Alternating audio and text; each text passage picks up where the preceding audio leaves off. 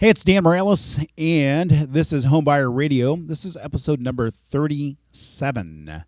Hey, just this week, I wanted to take just some different questions that I've had people message me in regards to the mortgage process, and wanted to maybe tackle, one or two of those questions this week. And the first question that I had from a client was, how do you figure out like the maximum amount that somebody is able to qualify for a mortgage? Now, there's a common misconception when it comes to mortgage lending and qualifying for a loan. A lot of times what happens is people will say, well, how much of a house do I qualify for? Can I go up to $200,000? Can I go up to $300,000? How much house can I qualify for? The truth is you don't qualify for the amount of house as much as you qualify for a monthly payment. Okay. And what I mean by that is when we go through and we qualify you, the one of the biggest criteria in qualifying a client for a mortgage is what's called a debt to income ratio. Okay. What a debt to income ratio is it is a percentage of your monthly debt payments as a percentage of your gross monthly income. Okay. So what I mean by gross monthly income is when you qualify for a mortgage, lenders are going to use the income before your taxes and deductions for insurance or stuff like that. Okay, so it's going to be the amount that you made before taxes, if you will. Okay, that is a gross monthly income. Now, when you qualify, you're allowed to have a percentage of your gross monthly income go towards the servicing of debt. Okay, what I mean by the servicing of debt is it would be like car loans, student loans, credit cards, installment loans, loans where you're making some form of repayment. Okay, what you don't count is you don't count like a cable bill or a cell phone bill or like car insurance or something like that. Okay, those are not counted as part of that debt to income ratio calculation. So what happens is a lender is going to take what you're paying per month in all your credit cards, student loans, and good stuff like that, and they're going to include in that calculation what the payment is going to be for the new mortgage that you're hoping to get. And that payment includes any property taxes, homeowners insurance, mortgage insurance, association dues, or anything like that that are tied to the property you're buying.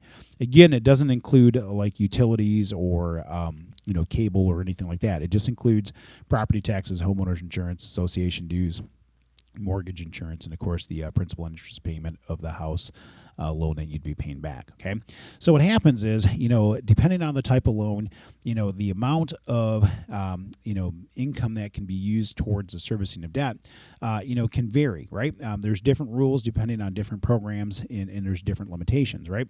So what happens is the maximum that you can qualify for is a certain monthly payment. Okay, so let's just say the maximum payment that you're eligible for is $1,300 a month. Okay, if that payment is $1,300 per month, that may qualify you for a house of X number of dollars in area A. Okay, it's when you look at let's say area B or C where the property taxes and or homeowners insurance costs may be different for different reasons that number that $1,300, if you will, may buy you more or less, because property taxes and homeowners insurance, both can fluctuate depending on where the property is located, what the taxes are for the property, where it's located, and so on.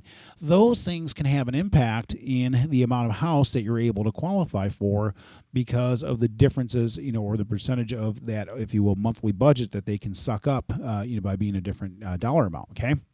So the amount of house you qualify for can vary in part depending on where the property is located. So, it's super important to understand some of those details.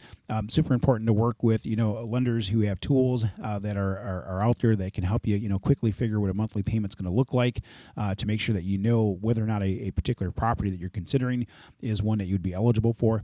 Now, it doesn't mean that you couldn't buy a more expensive house. It just may mean that you may have to put a larger down payment into that house in order to make the monthly payment land where it needs to be in order to get you qualified. So super kind of technical answer there to that question. Sometimes the answers to these things are not super easy, right? The mortgage lending process can be very technical, and truth be told, the numbers and variables can vary from client to client, right? So really important that you work with somebody who knows what they're doing and can kind of walk you through this process. Somebody who has the heart of a teacher that's going to kind of teach you and educate you along the way, so you can really understand the mortgage process, and you can make sure that as you get into this, you make a good informed decision in regards to your home loan in the end. Okay, my name is Dan Morales with North Point Bank, and of course, if you are going to buy a house, I want to be the guy that helps you buy that house.